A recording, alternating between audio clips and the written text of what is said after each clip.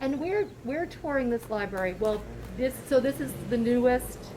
This in Monterey are the newest small town libraries, and we're touring this library not because this is an example of what the library in Shutesbury should look like, but this is an example of a small library that's new, that has lots of different components that we probably would want to consider when we're designing the library for Shutesbury. Okay. Yeah, and Yeah. what we're going to do on our tour is we're going to talk about what we think that they did right in this design, and maybe a couple things that we would have done differently if the decision had been up to us. And then we'll also have an opportunity to talk to Natani, who is the library director, about what's working and what isn't. Now, granted, the building opened, 2 weeks before the lockdown, so they don't have a lot of experience of a lot of public interaction. Also, Natani was not the library director who planned and constructed the project. She came in, Barbara Friedman retired just after the opening and is happily retired now. And Natani came in after. So she won't have that perspective of doing the project itself, but we are in contact with Barbara, so she's still around. Oh, good, okay. Breaking news, we got the word that another town is dropping out, so it's just Shutesbury and Otis now going forward. It's, You think it's a pick who dropped out? well, towns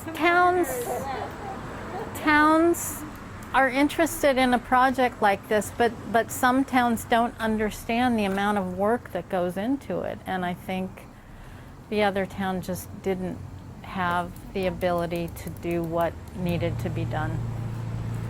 There she is. Okay, so I'm going to hold the vision of you funding both projects. Okay. Okay. So, I would love that. okay. Do what? Fund both projects. Good morning, Natani. Andrew, we met a long time ago. Yes, we nice did. to meet Yes, you we did. again. Yes. Hi. Hi, good to see you. See you. Did you find everything okay? Oh here? yeah, Here? oh yeah. We've already talked about the lockers. Oh, okay. And we are filming, we're being recorded, just so Okay. you know. Yeah, thank you. Appreciate that. All right, well, I'll unlock the doors, and when you're ready, just come on in. Awesome. Thank you so much. One thing that I want to point out that you'll see when we get inside is that this is the community room here, and there's a suite of the community room, a couple of small conference room type places, and restrooms that can be locked off so you can access them when the rest of the library is closed, and that's a really great feature. So, and so so the idea of the lockers is that if people have holds or requests, they can be put in the lockers and be picked up after hours. But this particular brand of lockers is battery operated, and the batteries keep running out of power. So this isn't the best brand to buy, but the idea is really an excellent idea. Okay. Yeah, it's a great idea, and especially since it is, you know, the ones that Mark has in Monterey is outside, so the library staff has to come outside to feed the lockers. These can be fed from inside, which is really nice for the staff. Yeah, yeah. So, and we'll be able to go in and see the Yes. inside of that. Yeah. So. Okay, good. And the keypad access is just really nice too. Right. Yes. So Yeah.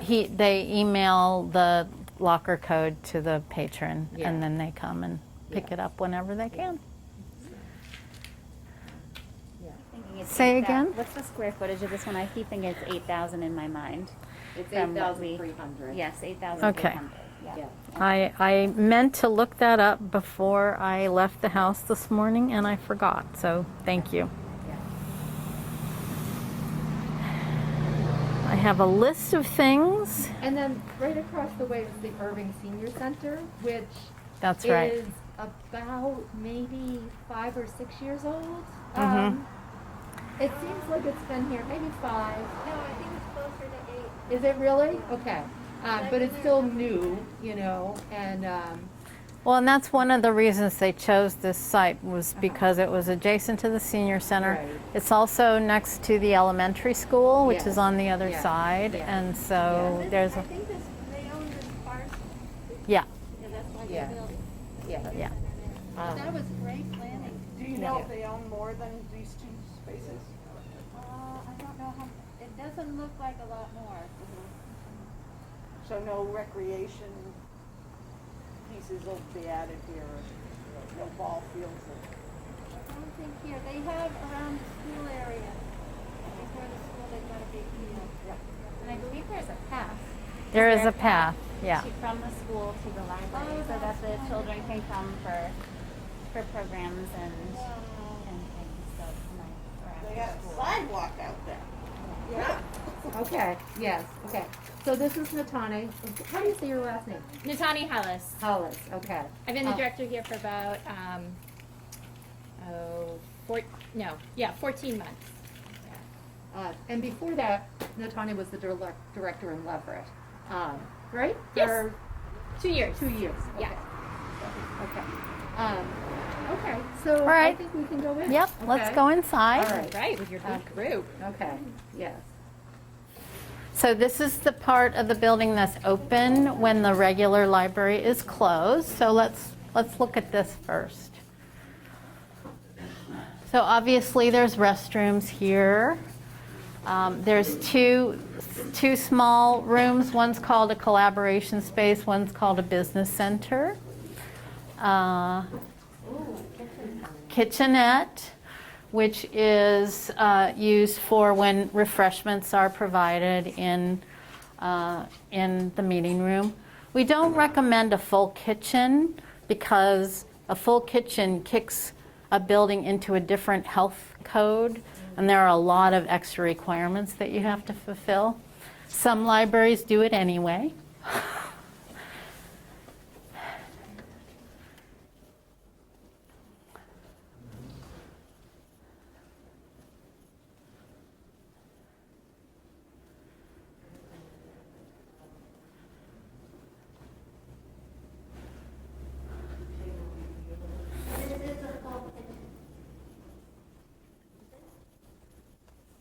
No, it's not a full kitchen. There's no stove or oven. But it has a refrigerator. It has you can have a refrigerator and a microwave or a toaster oven, just no stove and range top. Yeah.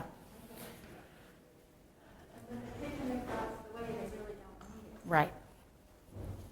It's important to have a storage room off the meeting room for extra chairs and things. One of the things that Erving did especially well was to choose very flexible furniture. So a lot of the furniture is on wheels, you can see, and these tables can be reconfigured in a lot of different ways. So you can have a full boardroom table. You can have this room full of chairs with no tables. Obviously storage, plenty of storage in here. And a big screen television. So they chose to go not with a projector system, but with a big screen television. And for a room this size, I think that works really well. Do you know if they had a lighting consultant? I believe that there was a lighting designer that was part of the design team, yes. Usually the architectural firms will have consultants that work on that. And it's all LEDs in this building, which is really the industry standard now.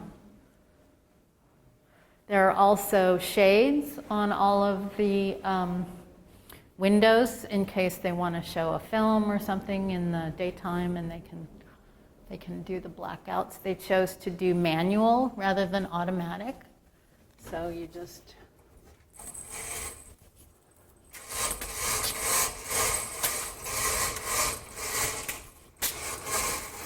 the thing when you're considering these manual shades, don't get the plastic bead things, get the metal ones.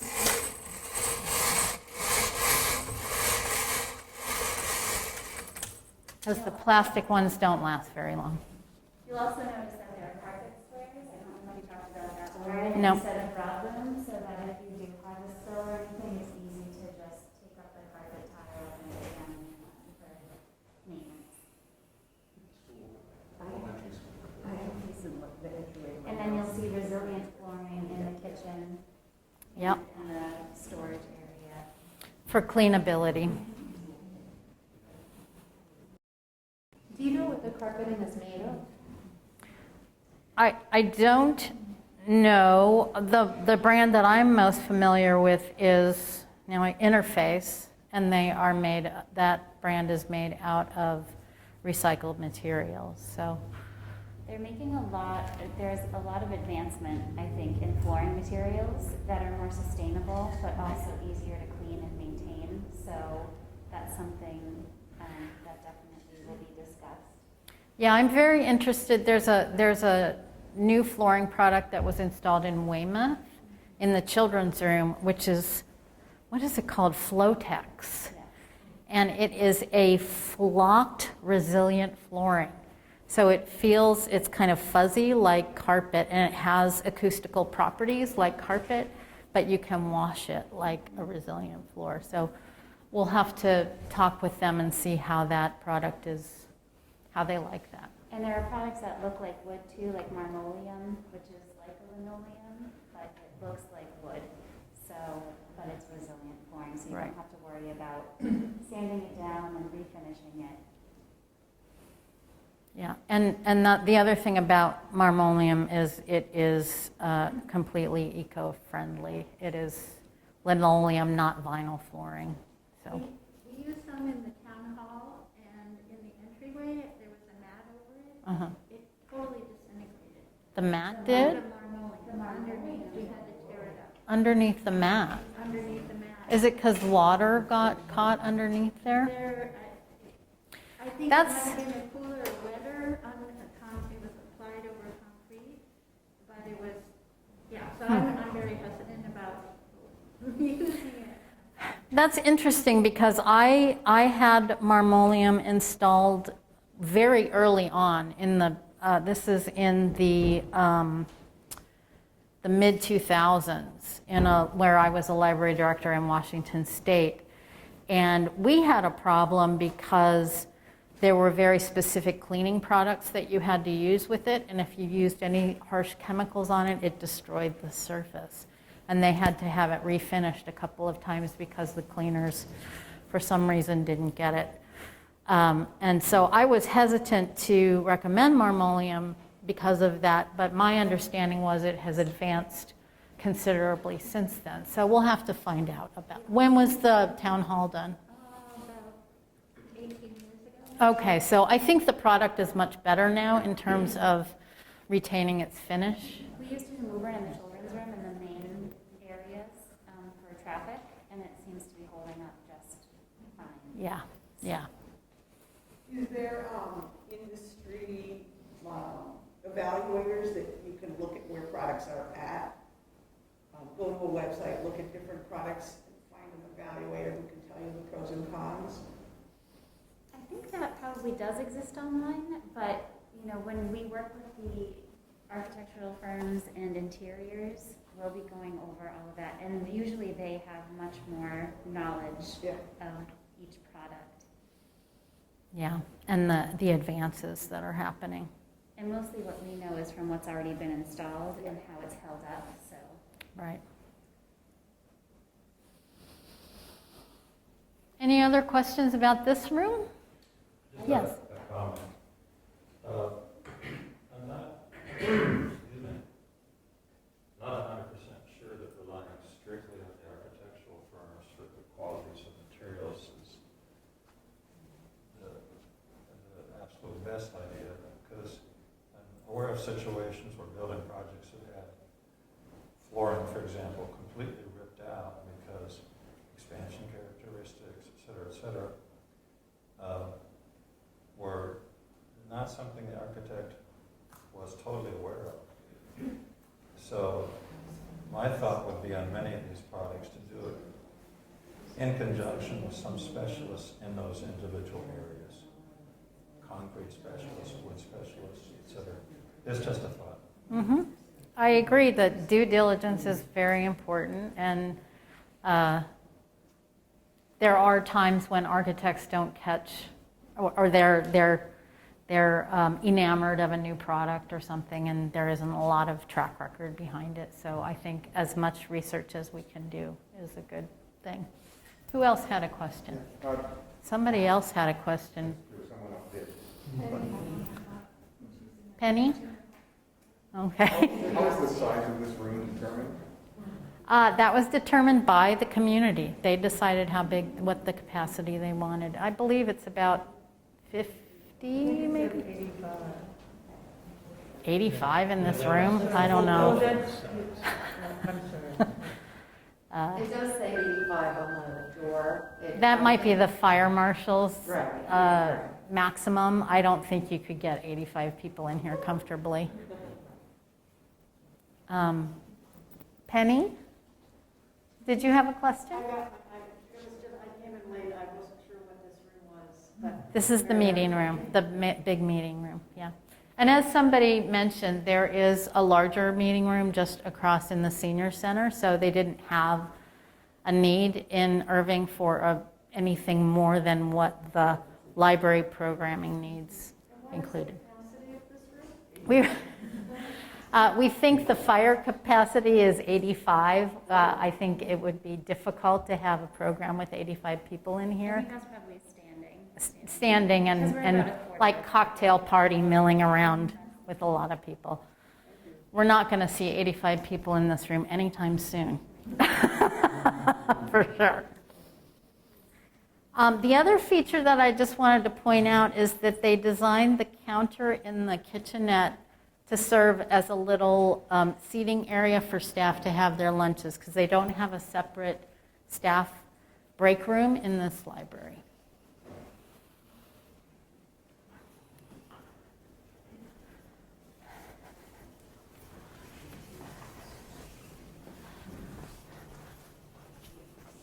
The other thing to take note of is that the kitchenette has a door into the meeting room and also a door into the hallway, so that you can access it from both sides. And I think, Lauren, did you talk about the bathrooms and how they are just unisex bathrooms? We for did the not. meeting room, so that you don't have to have separate men's and women's, so it's easier. But I also wanted to point out, I don't know if anyone's in here. So they have dark grout on the floors, because oftentimes we'll go in and they'll be white, and they'll say, please don't do that. It would have been nice if you told me that before I did my bathroom at home. Yes. The other thing that's missing in this bathroom that often gets overlooked are hooks for you to put your belongings on. So that's something to think about as well. So, and then there's a baby changing station and all of that, but also all of the faucet is automatic. So you just put your hand under. So when we're thinking about COVID and different pandemic responses, you don't have to touch that. The soap dispenser is not automatic, but you could certainly do something like that too. But The toilet is also automatic. Now, something to keep in mind is that this building is going for LEED certification. I believe they're in the process now. They haven't achieved it yet, but a lot of those kind of automatic flush and automatic faucets and things like that, those get you LEED points as well. And if the town decides to go for LEED certification for the pilot project, that's fine. That would not be an eligible expense. And because we're already giving you 75% of the eligible cost, we can't give you any extra money for LEED certification. But we can certainly go after the spirit of LEED without the actual certification.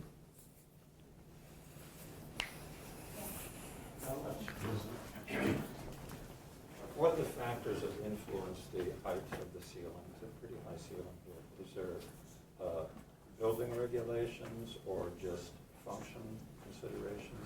How is that approached?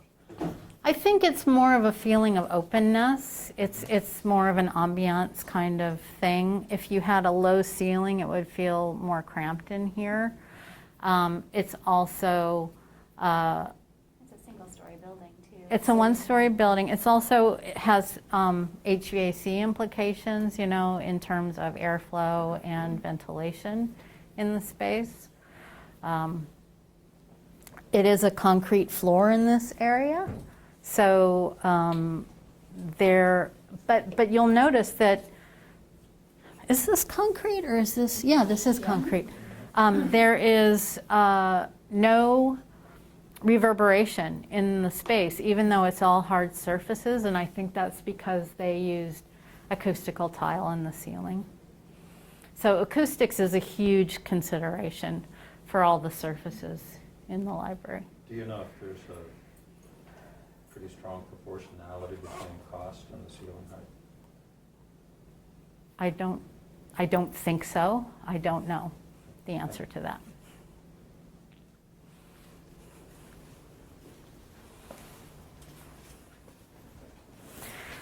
This is what's called a walk-off mat, and this prevents crud from being walked into the space.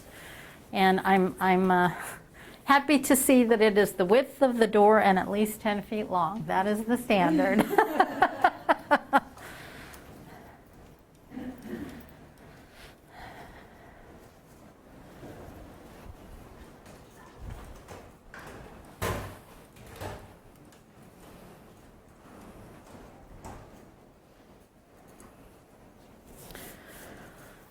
I'll wait for everyone to come in, and then I have a lot of things to say about this space. Actually, just a general question. Yep. Can you tell us anything about what the utilization was of the prior library in this town, and how that might compare to Shutesbury? Just to sort of help me think about how the scope is going to compare. The previous library here, it's just down the road, about a mile.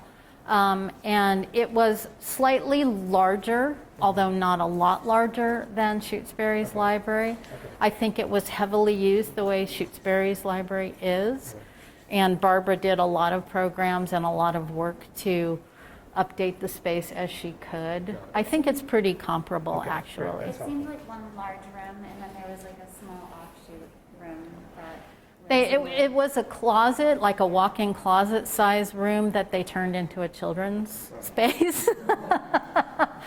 And then there was also another room that was basically a museum of a single woman's collection of tchotchkes that we tried to get them to get rid of for a long, long time. And there was uncertainty about the terms of the gift of this collection, so they felt that they couldn't just get rid of it, but when they moved, they did. So, some of the things I want to say about this space is that it feels really good in here, if you notice, and that is in part because of the high ceilings. There is a little more echo in this space than there was out there, and that is because of the wood ceiling.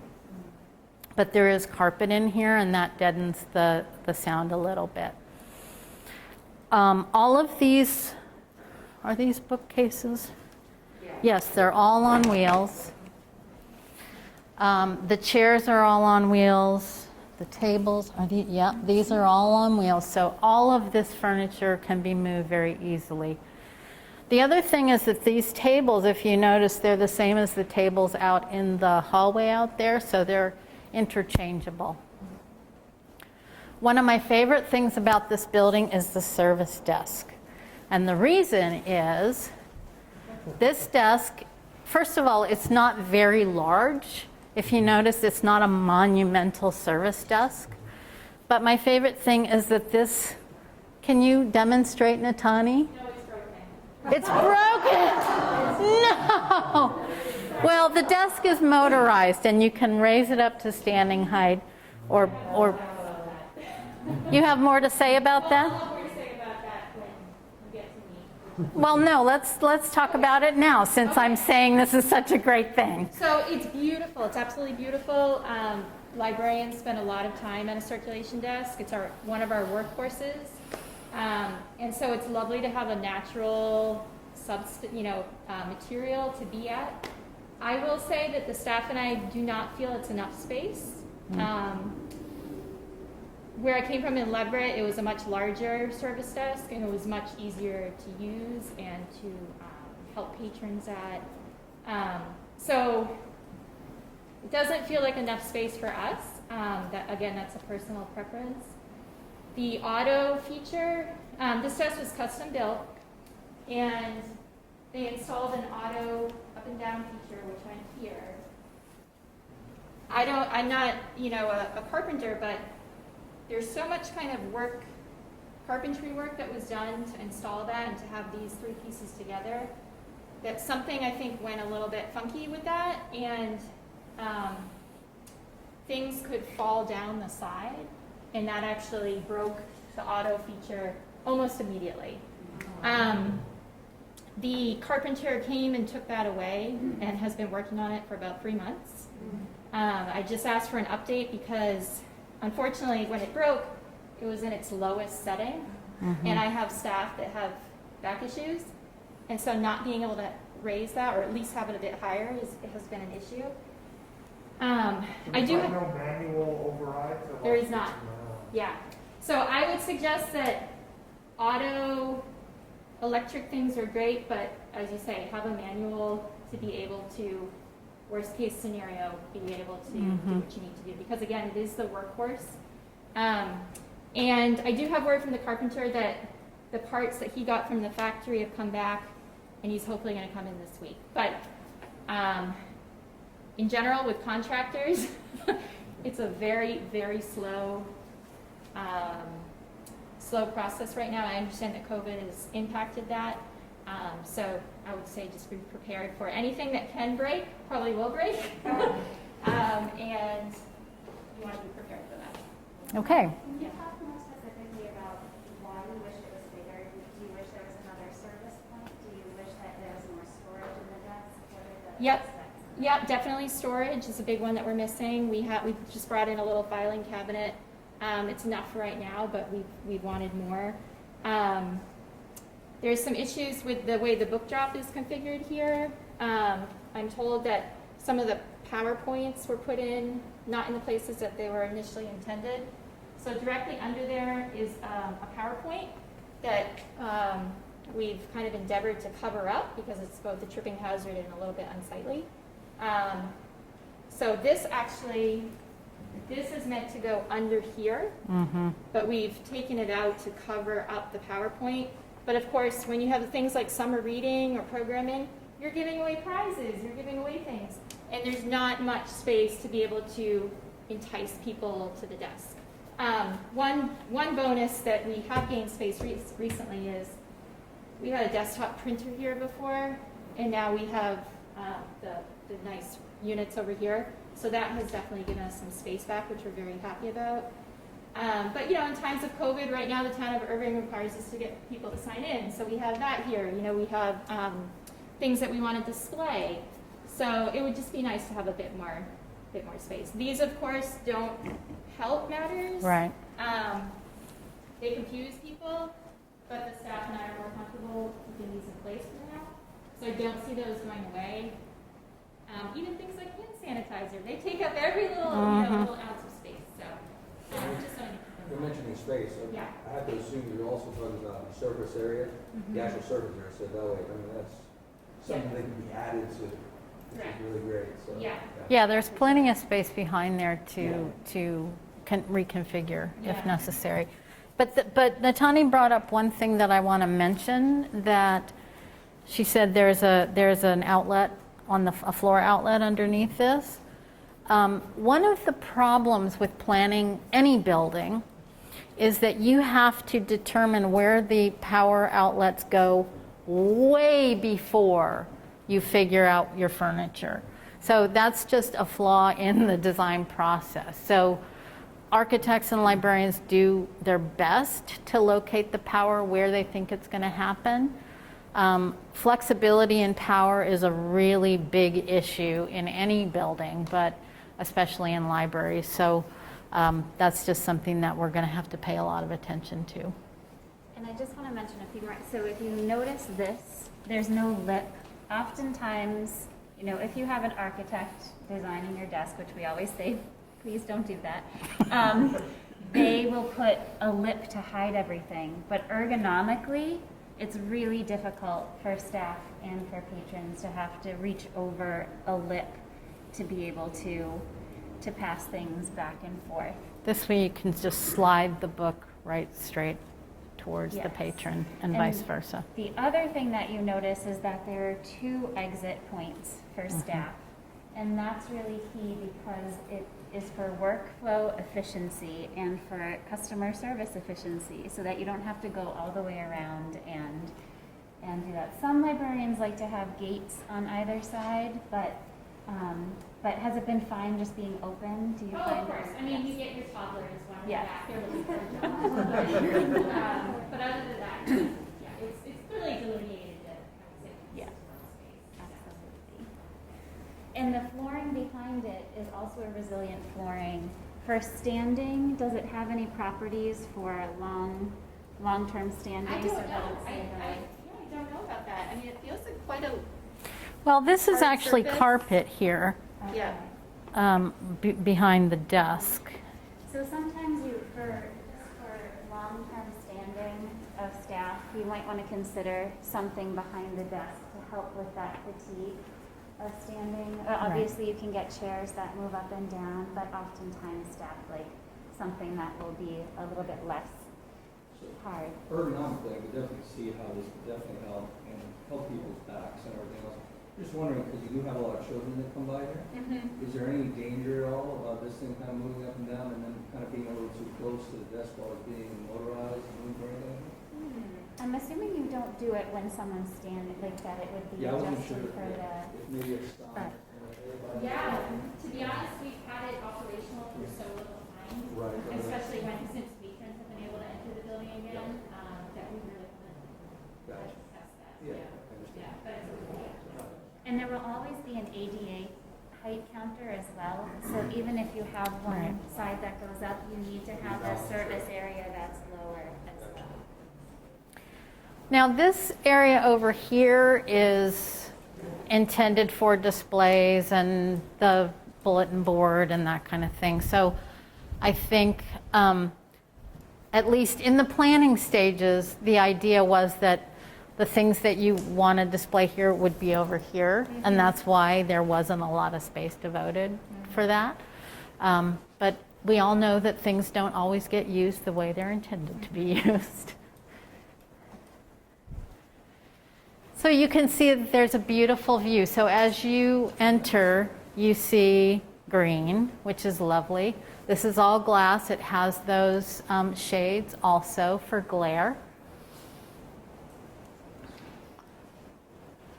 Is there ever outdoor furniture out here? I don't know if there's. We're in the process of purchasing some. We're not going to put much. We'll probably put one picnic table with an umbrella, maybe 2, and then we have some outdoor chairs. We recently received a grant from MDLC to on a dig-in project, so we're actually going to be putting some raised garden beds and a few different items out there. So one of the things I did want to point out is that there are 2 different outdoor spaces where programs can take place, both on the front of the building and in the rear of the building, and that's a really great flexible feature. One is the question. Yep.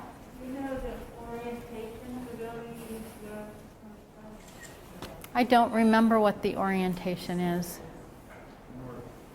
I would say, I mean, that's Northfield going that way. So north that way, we think? Yeah, you're headed toward New Hampshire that way. Okay.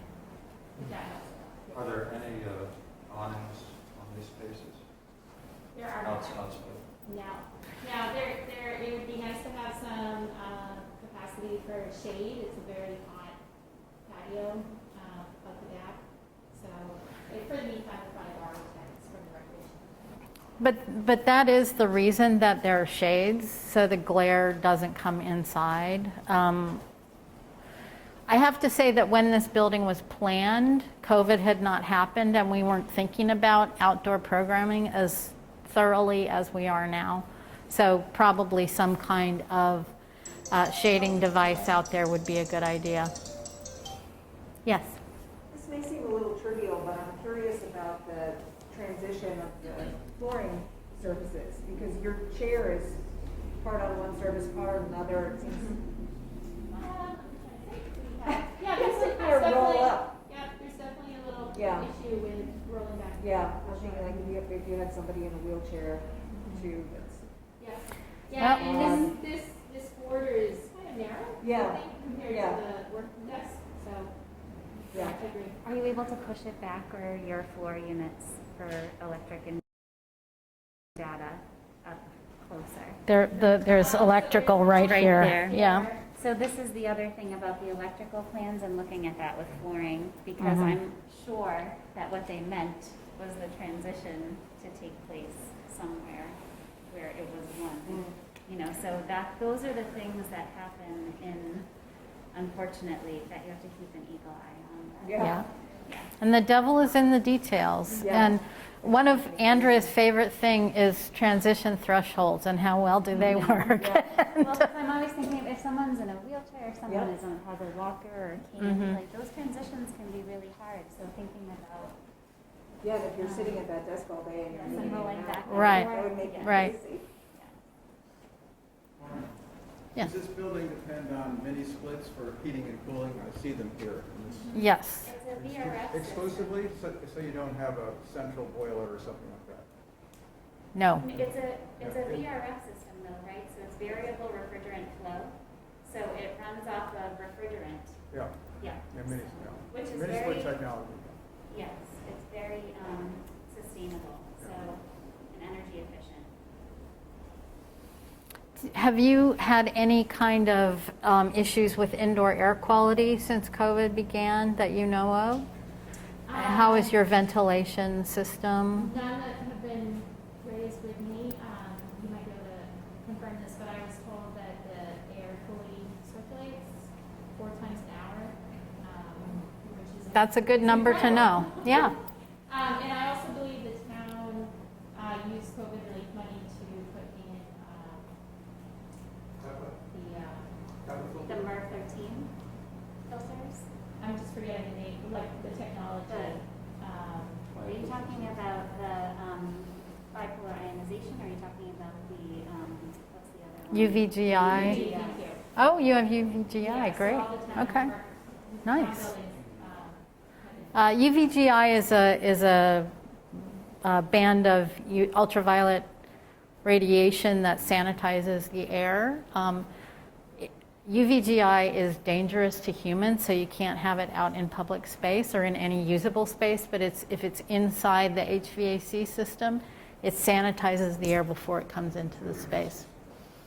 And the 4 to 6 air changes per hour, I think, is what is recommended for ventilation through ASHRAE. Yep. Can you talk about the window glass? What are they insulated? What is there some? Well, I know they're double pane. We would never install just single pane windows, but I don't know the details beyond that. We would have to look at the specifications, and we have all of that.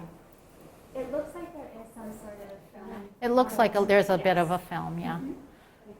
But if you're going to do a film, we recommend it be factory installed, not aftermarket, because that tends to not work as well and look bad.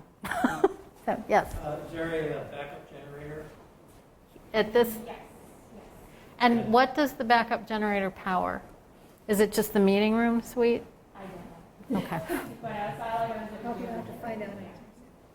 If you go with solar, now they're creating the battery backup systems that allow you to run, say like you can run a panel off of it with your essentials, and then that electricity continues to be generated as there's sunshine, even if your grid is down or your power is out. So there are other options now besides having a generator on site. That's something And investigated. the current generator, what is the fuel source? Well, I know that in my budget line I have oil. Yeah, I'm sure A it's small amount of diesel. oil for the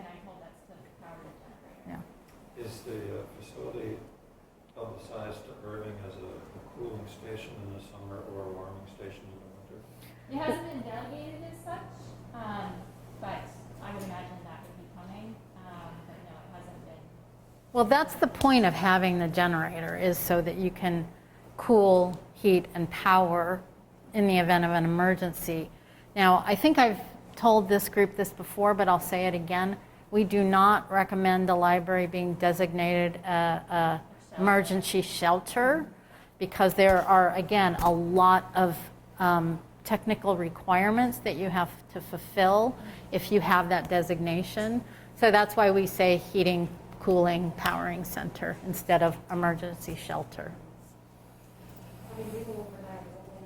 Yeah, exactly. You have to have showers and food service and, yeah. So you're all in a very advanced stage here. I have to tell you, great job on the general layout. The place looks absolutely beautiful. It looks like you did a lot of work to figure out where the best areas were and everything else and areas of concentration. I'm just curious about the patrons, the community. What are they saying? They have to be excited, I have to assume. They are. They come in and they love the space. Beautiful. We have had a lot of people that we've never seen before coming in. They're just so surprised. A comment that I've gotten a few times is, I feel like I'm in an airport, or I feel like I'm in a fancy library at the Cape, or something like that.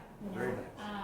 So they always remark on the light, the kind of spaciousness, the quality of how light and airy and open it feels. It's absolutely beautiful. Yeah.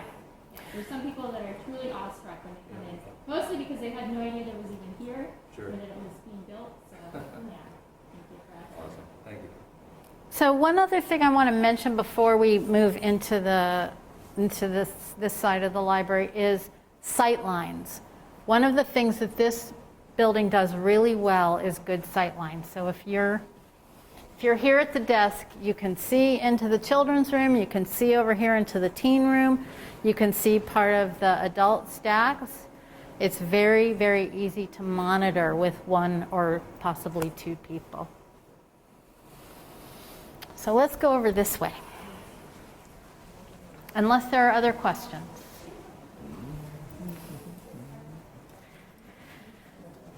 So one thing I wanted to mention is this table in particular, because you may have heard my diatribe about large tables and how only one person will sit at a table.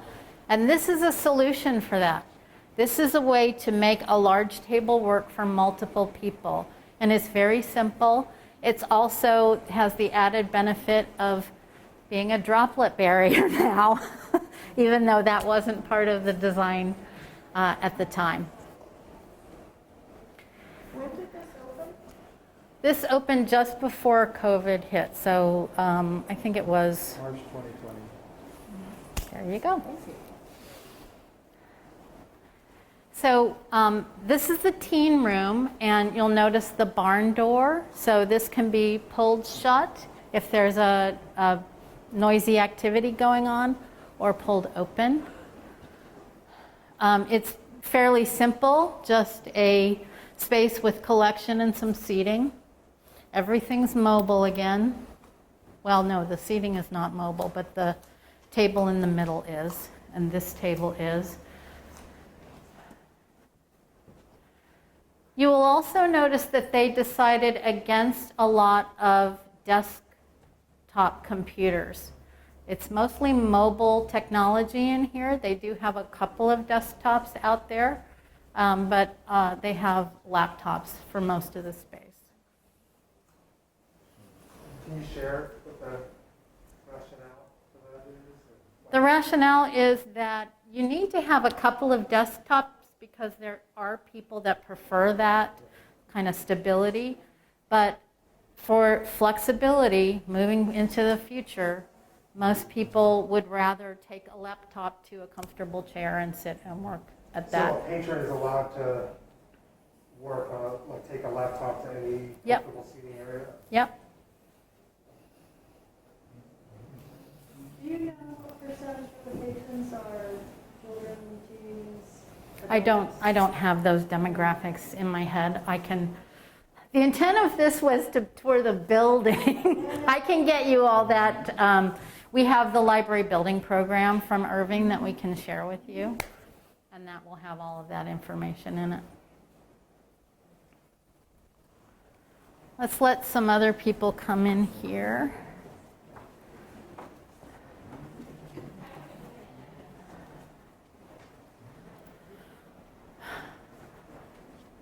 So this is the main adult collection. You can see it's not very large. Because of the robust collaborative borrowing system we have in Massachusetts, they tailor their collection to their individual community, and they keep it lean and mean. Is there a minimum spacing distance required between? Yes, ADA says 36 inches is the absolute minimum, 42 inches is highly preferred, and I believe this is 42. I see the electrical outlets. Mm-hmm. Probably internet too. You were talking about that earlier, how that has to be designed so much before everything else. Right. Right. So you'll also notice that they don't have 4-person tables, they have 2-person tables. That's because it's easy to push 2 tables together and make a larger table, but again, unless the building is totally crowded, there will never be 2 people sitting at one table unless they're working together on something. So there's a nice mix in here of table seating and soft seating, which is another thing that we recommend, is a variety of seating types.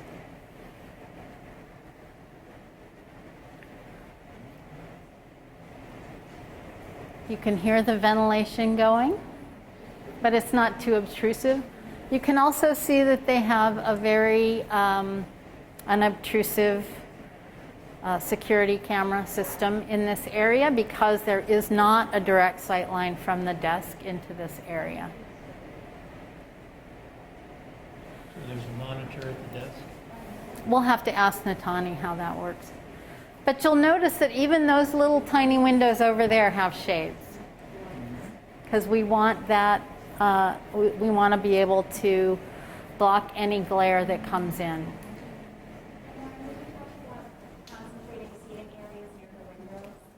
I did not. You want to come and talk about that?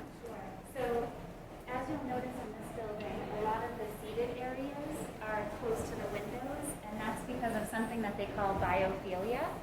So people like to be close to nature, even if they're indoors. It just creates a better environment for learning, studying, meeting.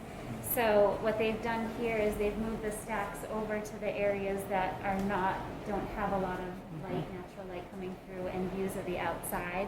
But it's a really nice flow with seating. How's that? How is the temperature of seating? So it depends on what kind of glass you have, what kind of windows you have, how energy efficient. And then, I'm assuming that they have treated these with some sort of film for UV. So there are other things you can do, like fritted glass or those little ceramic circles that are in glass that can also absorb heat, so that it helps with that. But in the wintertime, I don't know if they have in the wintertime, it could possibly be cold, but if they're well insulated windows, you shouldn't have that much of an issue with the space. But that's something that they do through energy modeling and looking at with the buildings, with the consultants that work on those issues. Are these the type of bookcases that are covered there? Yes. But not the... No, all of the bookcases in here. What we didn't pay for is these end panels, because we'll pay for steel end panels, but not custom end panels like this. But we pay for all the The shelving. wooden shelving? Yes, mobile shelving is eligible. And you'll see that they chose slatted sides so that you can use it for display. And this makes it really easy for them if they shift their collections to change what's what's in each area or bay. The other nice thing about slat wall is that you can hang all kinds of things off of these. So you can hang display hooks or shelving or all kinds of different things. Yeah, exactly. And we also say for shelving, don't get shelving that's specific to a type of collection. So because you can fit DVDs and CDs and things on a regular shelf. But magazines, you know, instead of getting those flip-up ones, I'm not sure where their magazines are. you can get things that are akin to, they call them mag boxes, but they are magazine holders, so you can use regular shelving, and that helps with flexibility as your collections evolve as well. So the color choices, I'm assuming are deliberately mark this area is more drawn out with the color and more area with different color. We often see that. That is all done by the interiors committee. So again, like we wouldn't weigh in on your color choices. That would be something that you would decide as a community or as a committee for interiors.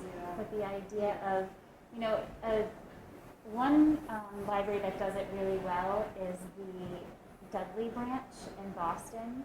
They are essentially one big. Actually, it's the Roxbury branch now. Sorry.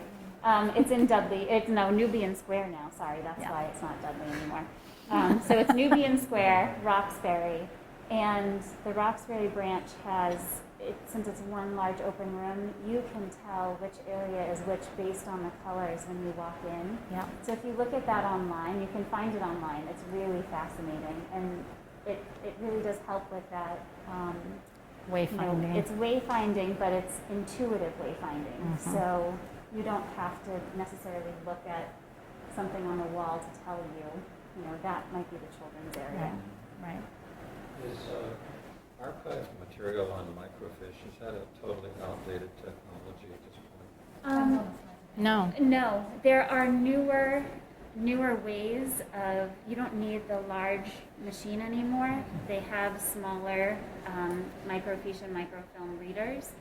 However, there are some issues because it's mouse driven. So if someone has some hand mobility issues, then that could be difficult rather than just the knobs on the old machines. But I don't think they make the old machines anymore. I have not seen. You just got a new one? We got Scam. So that's the one with the mouse, right? Yeah. Yes. So I'm not sure that they make the older ones, but it's not something that I see going away until all those collections are digitized. Well, no, the other thing is that microfilm and microfiche is the most stable storage medium. Digital media depends on the storage medium and the technology to read the file.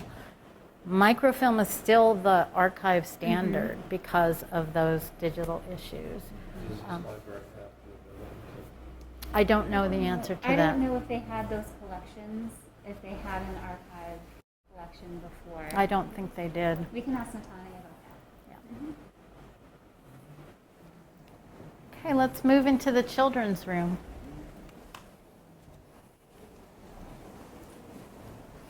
Should we ask her that question now as we walk? Okay, let's Ms. do. Conway, do you have an archival collection? We have a Shutesbury room, which is in those cupboards in the meeting space. We also have grade rubbings, which have been digitized and are available on the digital platform. Do you have any microfiche or microfilm in the building? No. But there are libraries that do employ that. Especially libraries that are the official archive for, like Boston Public has a lot of I think this is a topic for the library building program because many libraries don't provide that kind of service. Some do. So we'll have to discuss what role microfilm or microfiche or digitization for that matter would play in Shutesbury. Right. Right. Thank you very much. So this is the Erving Public Library donor wall. So there's always a place to acknowledge any capital campaign donors in a project. So there are as many designs for a donor wall as there are libraries. I'm sure you've seen other kinds before, but this is how Erving Public decided to do theirs.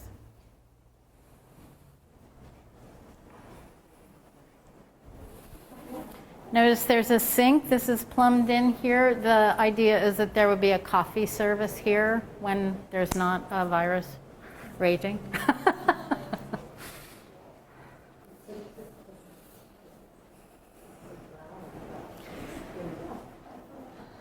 And as was alluded to before, the colors in the children's room are much brighter and, more active. This desk is also electronic, and it can move up and down. Let's see if this one's working. You did? It's turned. I wonder if the blocks of the children. Yeah. But it does move up and down for ergonomics. In the children's room shelving, this may be the only area where you might want to get specific type of shelving for specific collections, because you'll see the children's board books and picture books. It can be easier for people to flip through this way. And you do see that they do have the magazine-specific shelving, but you could Which they aren't using for magazines. They're using it for display of picture books. Because, as I think is obvious, magazines are going the way of the dinosaur. They're going out of business left and right, so that collection is shrinking. The size of a children's room is very dependent on the individual community. The size of the collection, how much space you need for play space or program space, that's all determined by the demographics and the projected demographics of your community. Notice there's a barn door here also, so it can be closed off easily when there's something noisy going on. And there's a door into the staff space also. And I believe that's the director's office Right, there. So right. so the director is up front, easy to get to. And there's a separate toilet here for those urgent situations for children. We always recommend a family restroom in the children's area. And if you have most children who are at home are using a regular sized toilet in a children's room makes sense, for everyone in the family to be able to use. Sometimes we'll go into libraries that were designed in the 80s or 90s, and they have very low toilets and very low sinks, and it's not easy for the whole family to be able to use it. But a lot of times there's a stool or something Yes. to help the very small ones. For regular size, yes. What I really liked about the library is that they have an area for teens, like preteens, and it's just great. They come there and they hang out and they have a spot. Do you have that? Well, that's what that room over there was. Yeah. We can go back there after if you'd like to see. And you'll notice that they let the colors speak on the wall in here and not on the carpet.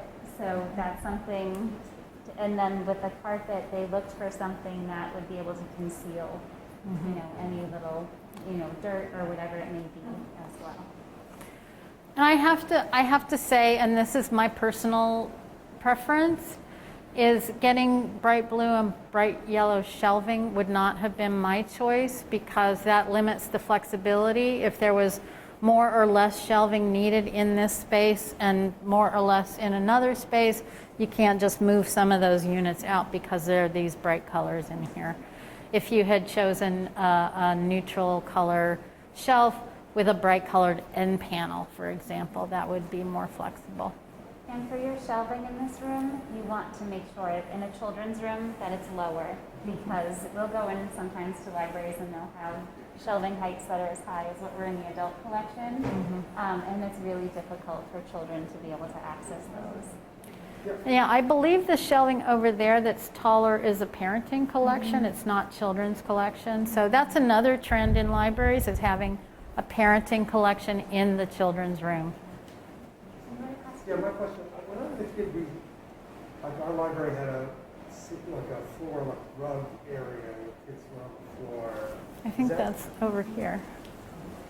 Is that, there's a little table over there. Well, that can be moved, yeah. This is intended as kind of the play area.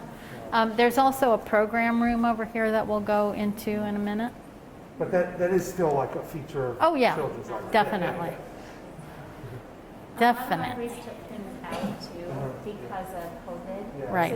So there may be some things in storage that they would normally have out for Cupboards playing. and- Yes, absolutely. Right. All the things that go in the kitchen. Yes. Absolutely. So many things to clean. And then you'll also see that there's a variety of seating types and sizes. So, and you also have seating where a caregiver and a child can sit together, and different heights, you know, because there are different ages that will be using this room. And actually, the children's room is the only place we recommend any piece of furniture where 2 or more people can sit together, because especially in the teen room, you don't want that really. But in the children's room, you want a parent to be able to sit with a child and read to them. So let's look at the program room. So Lauren and Andrea, so this, even shelving like this would be an eligible cost? Uh-huh. Okay, Yes. alrighty. This shelving, that desk, not those chairs. Okay, and that desk, because it's a staff? It's a service desk, Okay, yeah. service desk, Mhm. okay, alrighty. Sorry, you said yes, it is an eligible? Yes. cost? Yeah, yes, yeah. Yeah, so All the shelving, but not the fancy end. not the wood end panels. But if it was metal, like panel. But like here, they didn't even put end panels, which I'm not a big fan of, but that was their decision.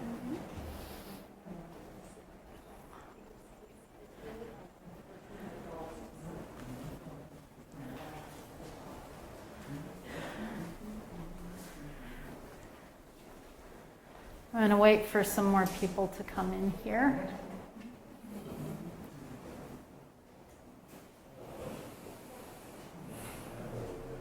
So this is what they call their maker space. One thing that I would have done differently with this space is that I would not have made it open off of the children's area, because that really, it really implies that it's more for children than for the rest of the patrons of the library.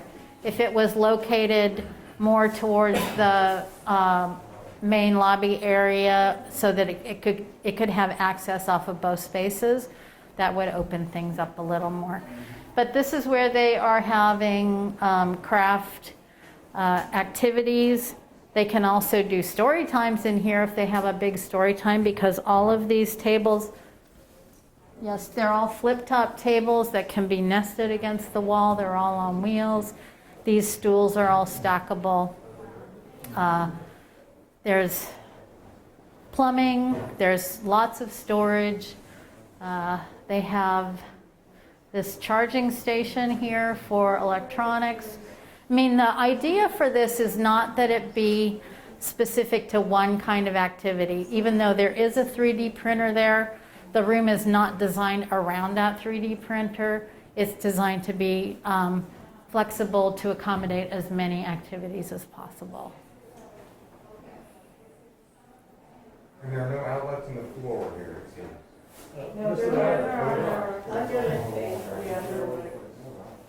Now this is a room where I would think about power coming from overhead on reels, because in a maker space there is a need for a lot of power for a lot of different things depending on what you're doing, and rather than having to plug into the floor, if you had this is a fairly industrial feeling room anyway, and if you had power coming down on reels from the ceiling, it would be very flexible.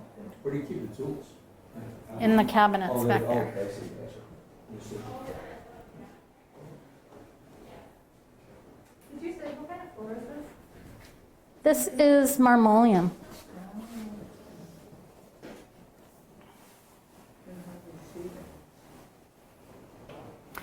Yeah, they decided to go very neutral throughout on the floors, and that's one aesthetic choice. I mean, they went as far as to do blue in here and green out here. I mean, that's a pretty elaborate color scheme.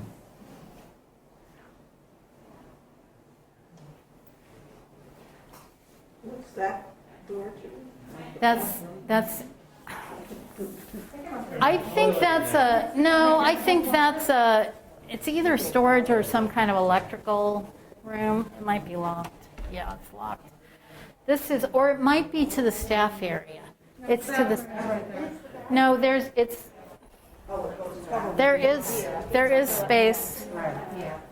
Yeah, the bathroom stops here. There's a hallway into the staff room here, which is good. It is a secret door. And it gives the staff easy access into this room, because this is a room where you're going to need a lot of staff intervention. Yeah? Do you have any idea what percentage is spent on windows? What Windows, they have a huge number of windows in the building. Yeah. So I was wondering what percentage, windows are expensive. I don't know the answer to that. I'd have to, I'm sure the architect has that somewhere. And interior windows. Right. Well, the point is that they want to make the sight lines as wide as possible, and to let as much natural light in, because there might be a system of daylight harvesting in this building, which means the lights are set to automatically dim when there's sunlight coming in, so there's a balance between electric and natural light, and you're not wasting electricity when you don't need to. That's a great idea. Mm-hmm.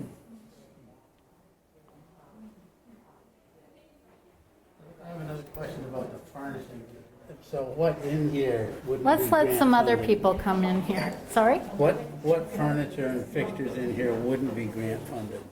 If you look around. The tables and, like these tables, these chairs, those chairs, any chairs that, all the chairs, actually. All the chairs, all the tables that patrons use. The end panels of the shelving are not covered, yes. Part of the furniture fixtures, Right. equipment.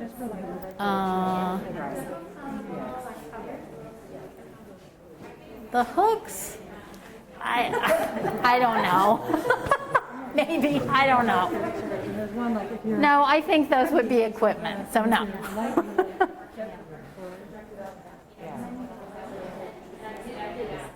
And that's really, where's my guy? There he is. You're going over what's allowable? Yeah, I'm talking about what is not an eligible cost. Right. So that screen is not covered. The tables and stools in that room are not covered. Any stuff inside the cabinets are not covered. We do cover the cabinets. Computer, no. Table, no. Chair, no. End panel, no. Everything else, yes. So shelving, and the reason that desk was covered is because It's a staff desk. staff member, so the patron furniture is not covered, staff furniture is? Well, service desks. So the desks where staff and patrons interact. The furniture inside the staff area, no. Got it, okay.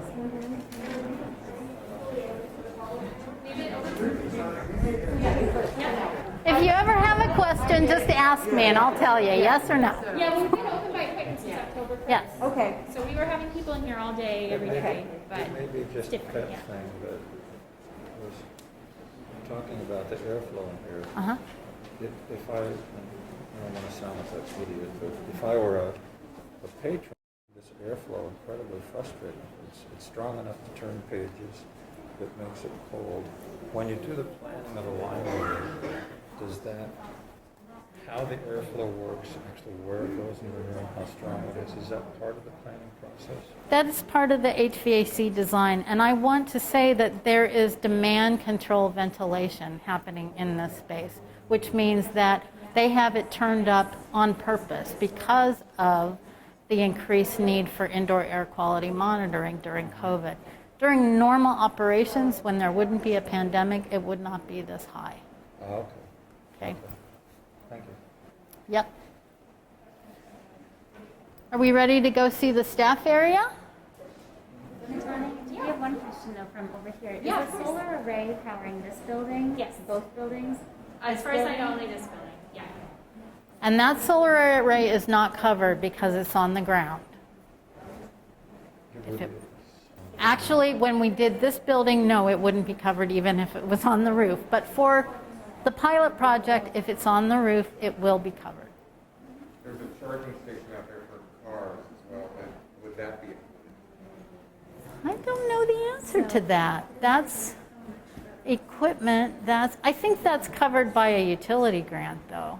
Yeah, they're looking at, so they're just rolling out the guidelines for the charging stations, and they're looking at 5% capacity of parking lots being EV charging. So that is something where there are other grants that may be available, and especially if you're a green community. And they're coming out with chargers that have solar powered systems, so that it can offset cost for the town, because you have to think about whether or not you're going to charge people to charge their cars, Right. to offset that electricity use, and also add in some for the maintenance of the machine itself. So what the infrastructure under the ground is covered, but the terminal equipment is not. So we're going to go through Natani's office.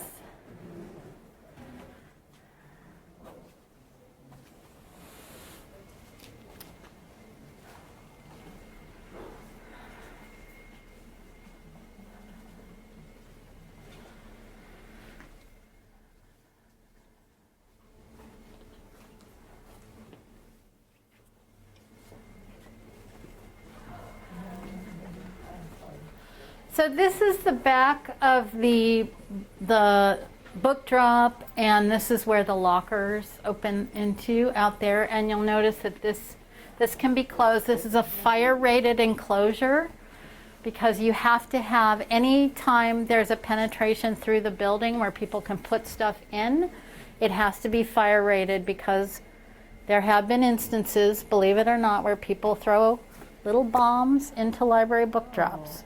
So you have to, that's a code issue. You have to have a fire-rated enclosure for that. There's a nice big storage room. That's one of my hobby horses, is talking about don't skimp on the storage. And here's the door back to the makerspace. Right.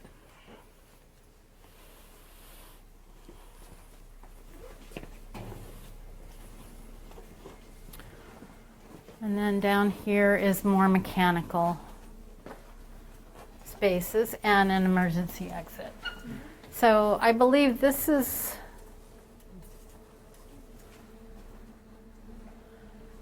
I think this is where the switching for the generator is. Electrical one. Yeah.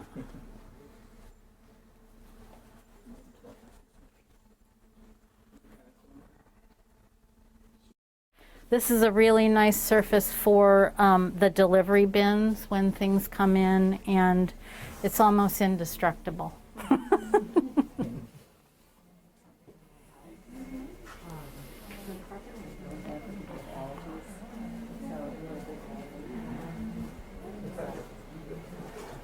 know what these lockbox things are? Mm-hmm.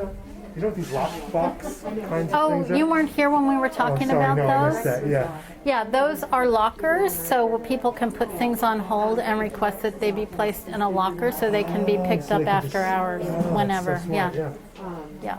yeah, That's great. So they just give them the code and they just come on their own time? exactly, exactly. And that's been really handy for contactless pickup Yeah. also. It's the right library for this community. So, it's amazing. Yeah, it's a huge space. Yes, it is, it's amazing. So any other questions, or shall we corner Natani so she can answer your questions now? Do you remember, or do you know from like first shovel in to completion, how long that time period was? I think it was about 14 months. Okay. Oh, Yeah, that doesn't seem very. yeah. When you met with us on the 3rd of August and talked about what a small library pilot project was, you also, and our select board asked about, well, does this mean, how about a community center as well? And you specifically said no to that and said that this was for a small library. What is, this is way over the top, and I mean in terms, 8,300 square feet, this is a gigantic installation, and it seems to me really unsuitable for Shutesbury in terms of its size. What specifically would you exclude, or would you want to tell people here that we should not be thinking about? That's what the library building program is for. Because I can't tell you what Shutesbury needs and what Shutesbury doesn't need. That's what this exercise that we're embarking on now to write the building program is. And it may be that you can refer to the building program from previous grant applications and use that as a starting point, but we'll want to revisit all of those details and look at all of those services and all those sizes. So there is no answer to that I can give you. Only your community can give that answer to you. Would it benefit this group to visit, say, the Leverett Library, or? I think you can visit Leverett, you can visit Wendell, you can visit Monterey, visit all those libraries, all the libraries. I mean, we have a list, a field trip list, and there's a section of small libraries in there, and I would recommend looking at all of them. You can go to Buckland, you can go to West Hampton, absolutely, yeah. Are any of those that you mentioned recent? Monterey is very recent.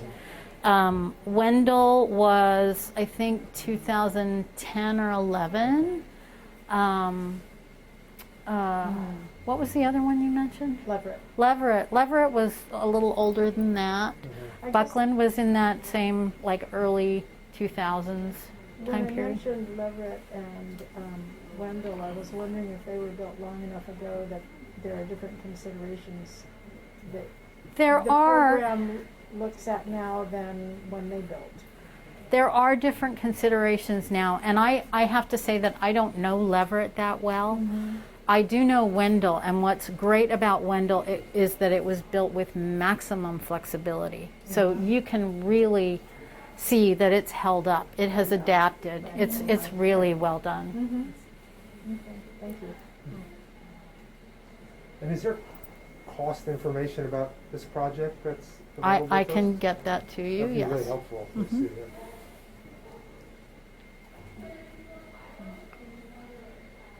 Let's see what Natani has to say.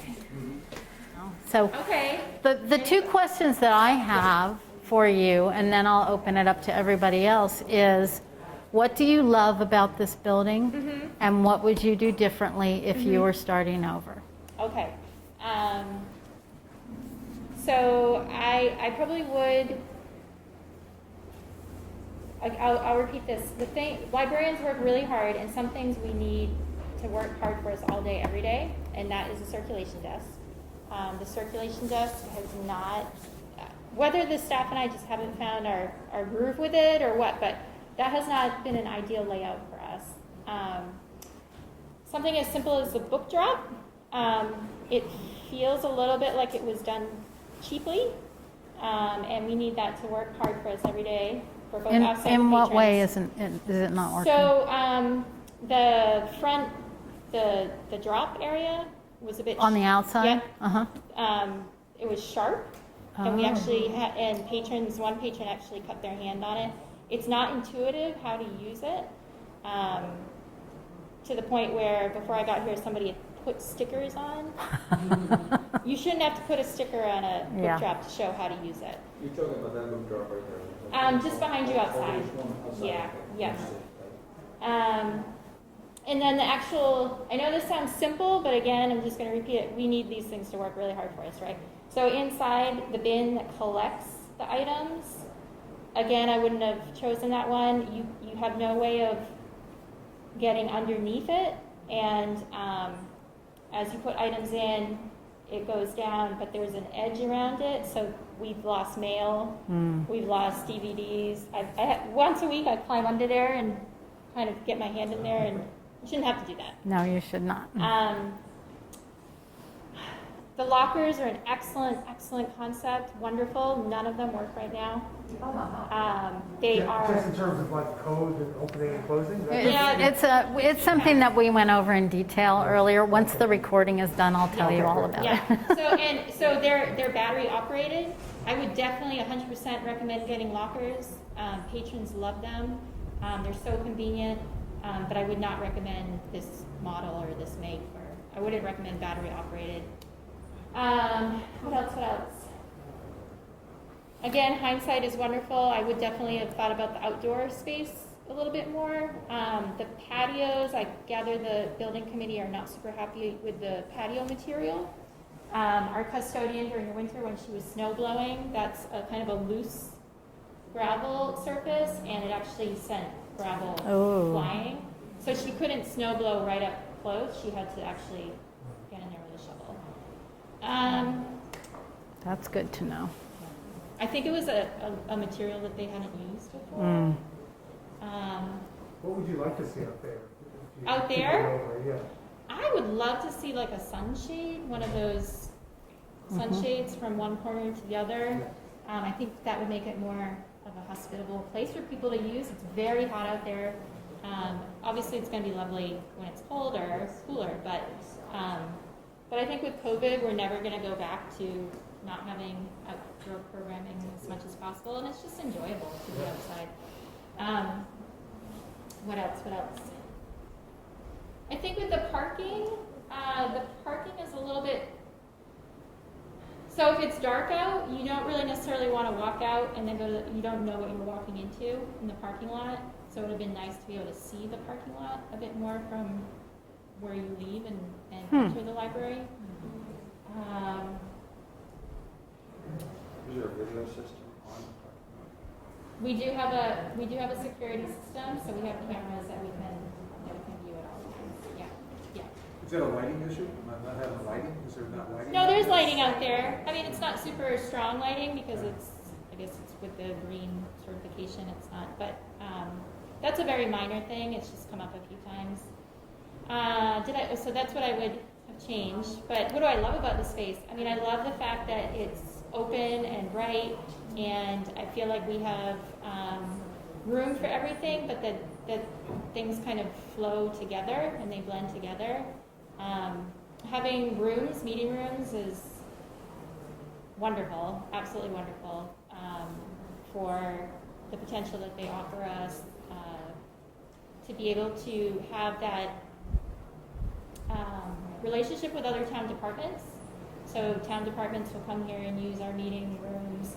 So you get more cross-pollination, I think, between town departments because we can be here in this space together. Yeah, those are the main things that I love. I love our proximity too, sorry. We're right next to the senior center and we're right next to the elementary school. We hope to have senior housing out the back many years from now, but I mean, can you think that's just like the perfect campus, right? Yeah. So I know you might not get a full test of it because of COVID and whatnot, but are you pretty happy with the way the children's area functions and how it's used? Yeah, I was telling you, I believe, that we haven't had, aside from a couple of indoor programs in the community space, we have not had like groups of children in the space for any length of time. I think because we're all kind of trained to this now, most people aren't lingering very long. Most people, we're not saying you can only stay here 15 minutes, but people are not lingering probably the length of time that they normally would. So it's again, largely untested, but yeah, for the most part, yeah. If you consider noise and you were choosing, would you use a metal roof? I don't think it's that disruptive. It's more just kind of makes you go, oh, that's right. Nobody's on the roof. Metal roofs. If it rains, if it hails, they're noisy. There's a lot of contracting with heat and pulled, so it very often sounds like somebody's walking across the roof. You get used to it, like anything. Two questions. One, I noticed some of the windows are operable. Do you open them? Second, if you do, would you like it if, like along this wall here, the only thing that opens is the door? In terms of, for the period, in my mind, in this climate, there are definitely times where opening windows would be a perfect way to use the building because it doesn't get terribly hot. No, I mean, opening windows, when we were thinking about how to open safely, of course for ventilation, that's when I was told, well, the air is being fully recirculated 4 times an hour anyways. And the only time I will open a window generally is that back one when we were not letting people into the building and somebody would come up and have a question. If I was the only person working here, I wasn't going to go out there, so I'd open the window and talk to them that way. I don't have any other comment on opening windows for reasons of letting fresh air in this way. I think also what you talked about with HVAC experts is that if you introduce an airflow that's different, during a pandemic time especially, you might want to not do that. And then if you bring all that air through the system, you have the filtration of the air. So there are considerations there, in the balancing of the system and the efficiency of the system. If you start opening windows, sometimes that can change, the efficiency part. So there are lots of considerations when they're looking at operable versus not operable. But oftentimes they say especially during a pandemic, that it is more beneficial to have it go through the system if the system can filter at the rate it should be. Did you have a second question? Well, that was, the questions were all grouped together. Okay, you've been waiting for a while. Yes, go ahead. Ms. Nolan, can you give us a comparison about what this town of Erving has budgeted to run the old library versus what it's costing to run this one? I know this maybe a hard thing to come up with. We'd be interested, especially in finance and the Shutesbury, to know what the increase in how much money we're going to have to budget year after year to run the library. So you're saying like just to run the facility? Yes, that's right. Yeah. I don't have that off the top of my head, but I'm happy to get that for you. I think the general is, from what I've seen, I think they, at least for the first couple of years, because you don't really know the building yet, and there's definitely been a few surprises for us, not too many, that I think they said 20% more, I believe. I would have to ask Barbara. I'm sure that Barbara, the former director, would have that number right in the top of her head. The FY 20, probably the FY 19 and FY 20 and compare it to 21. But we had, I can tell you with the electric, our electric was very, very high until the solar was operating correctly. Like a $3,000 electricity bill per month. And that was scary for a few months there, and now we're much lower. And that's because it's an all-electric building. There are no carbon based fuels used, right? Except for the generator. There's also, I believe there's a standard for circulating outside air to inside air. I only see a couple of vents here to bring outside air into the building. We're really relying on mini splits to control temperature from hot and cold. Do you meet that standard? I think it's like 4 times turnover of air. That's what I've been told, that's the rate, and that's what this building is giving. Okay. Yeah, 4 times. I wasn't sure whether because I don't see much evidence of. I saw the other vent on the roof for moving air around, but I wasn't sure whether the building met that particular code, which is, of course, we were trying to achieve at the Shutesbury Elementary School, where it's a real problem. Yeah. No, that's what I've been told. I mean, that would be a question for the engineer. Right. We can get you all the specs for the HVAC if that's what you want to look at. Quick question, I noticed that you have a detailed map basically of the fire control system. Mhm. So a lot of the, the actual equipment, but I don't see an egress, map at all. Kind of like, people know, hey, you go out this way. Yeah, you're absolutely right. I've asked the fire department for that. I haven't gotten that yet. So okay, yeah, I gotcha, think they're gotcha. just behind on that one. Ah, Yeah, right. yeah, Understood. yeah. Thanks for pointing that out, though. Tony, this isn't about this building, but Yeah. you were the director of Leverett. Correct. And we just had a question about whether or not Leverett has held up from the time that it went through the program Yeah. to be renovated or to be, I don't know if that was. It was a new build, It yeah. was a new building, same architect. I don't know who the construction firm was for that, but yeah. So Leverett was a wonderful building to work in as well. It's bigger than this, right? Or no? This is 8,325 square feet, and I think Leverett's around the 6. Oh. 6 something. See, I don't know Leverett. Yeah, I'm pretty sure. I don't remember the exact square footage, but I don't believe it. It's Okay. smaller than this for sure. The only problem with the Leverett building was that they, during the construction, they put in geothermal.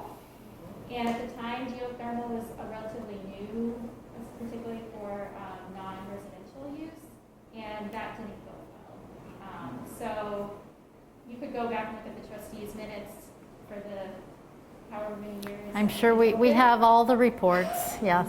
And every year they're talking about how they have to fix the geothermal. So that was the only thing that really didn't do well in that building. But what about the layout of the building and the Yeah. size and all of that? Layout? Community room was wonderful, well used, I think generally enough space. The teen room was pretty small, but did get used. It wasn't really a programming space, whereas this can be more of a programming space, which I think is optimal. As you've already heard me talk about, I love the circulation area of Leverett. I think they did a good job there. And that provided good sight lines to everywhere except the community room. But the community room wasn't too far away. So I think that space held up really well, and they had quality fittings. Good book drop there. Excellent book drop there. Excellent circulation desk. And then another library that I've been in, I was telling somebody I worked with people with libraries, that library was at the opposite end, and we had to put out buckets every time it rained. So, Was that in Massachusetts? Where? Tell us, please. Fitchburg. Oh, Fitchburg. Oh. They're on the waiting list. I know. Yeah, not That's just one bucket, a multiple buckets. that's a 70s building, and construction was notoriously bad in the 70s. Yeah, flat roof too, right? Yeah. What else could I help with or not help with as a baby? I'm happy to try and chase up answers. How much of your energy comes from the solar panels out here? As far as I know, it all does. Mm-hmm. Yeah. Yeah.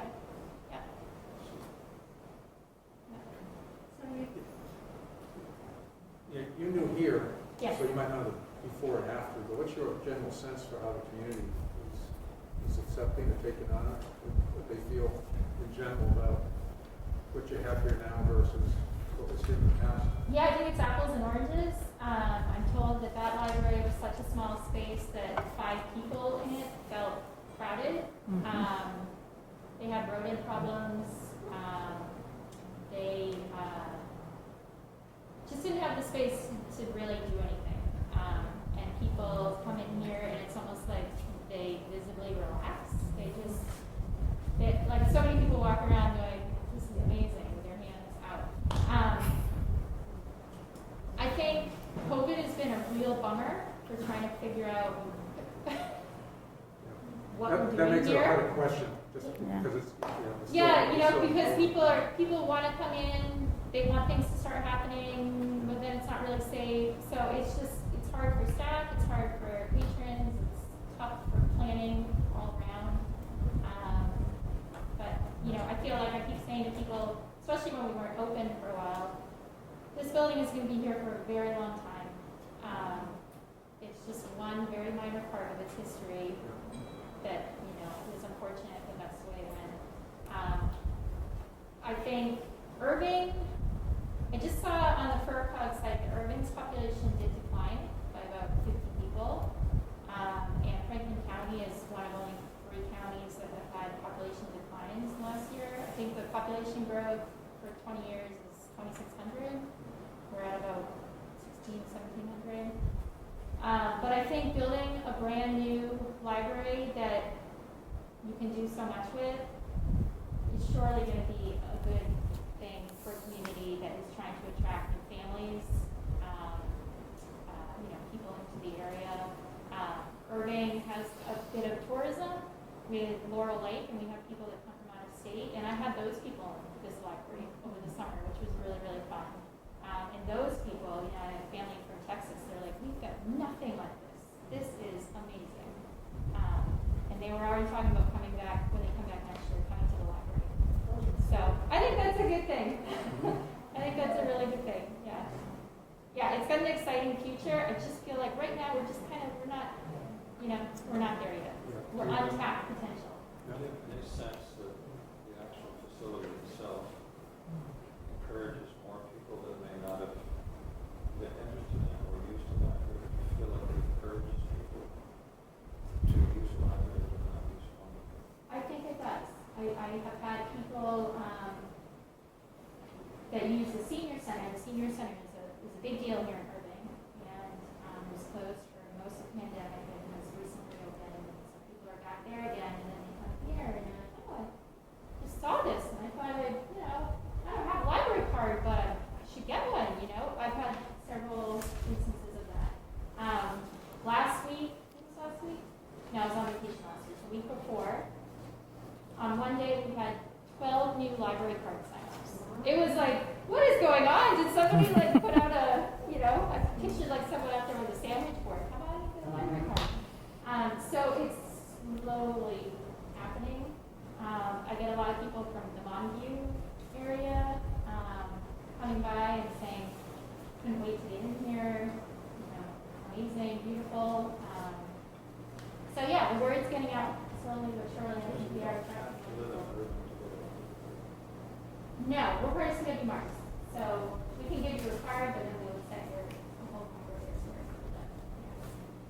You mentioned the location and the elementary school down there. Do you have any kind of, let's say, program things with the Yeah, so they've always worked, the library used to be, the old library is just down the road, so a little bit further away from the school, but still within, you know, pretty big distance. Again, COVID has kind of curtailed our planning, but we do plan, if all goes well, to reintroduce our STEAM programming, which will happen in the makerspace. Urban kids finish at about 1 o'clock on Wednesdays, so they'll come over here and they'll use the space. We'll have weekly programming there. Yeah, and we'll slowly but surely get some more programming started up. Does the school have a library? They do. I know you consider putting yourself on TripAdvisor, but actually the visuals out here are fantastic. Yeah. And Yeah. it would really picture well, and I guarantee you, individuals that are kind of like renting spaces in the area or coming into the general area and stuff would absolutely love to have a place like this to come on out and relax. Yeah, and I actually had someone come in yesterday who was working on a degree, and she said, I get really distracted at home.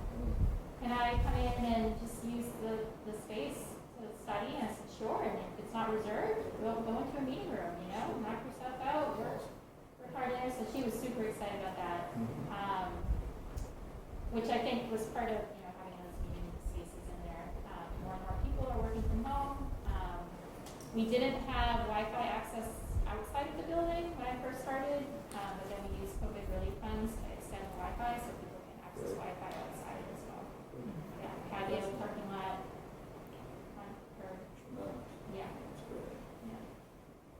Yeah, I think somebody was mentioning the acoustics, and just keep it on your schedule. September 26th, Sunday, we are having a not a grand opening, because that was meant to happen in March of 2020. We're calling it a celebration open house. I'll send out invites soon. Oh. Do you want a commissioner to speak, or are you going to have speeches? We're going to have a half an hour for remarks. So it's not going to be quite the thing that was planned for March. Okay. So you do or you don't want a commissioner? Sure. No, Okay. That's fine. Yeah, we don't need like a long prepared speech, but there'll be time for remarks. So. Okay. But yeah, I'll get in contact with you. But we're going to have some musical performers there, and one of them came by to see the space. We are going to have a tent set up outside as backup, but they went into the meeting room and they perform in Northampton Pub every Sunday, and they were just blown away by the acoustics. This is fantastic. We're not going to need any sound equipment because, yeah.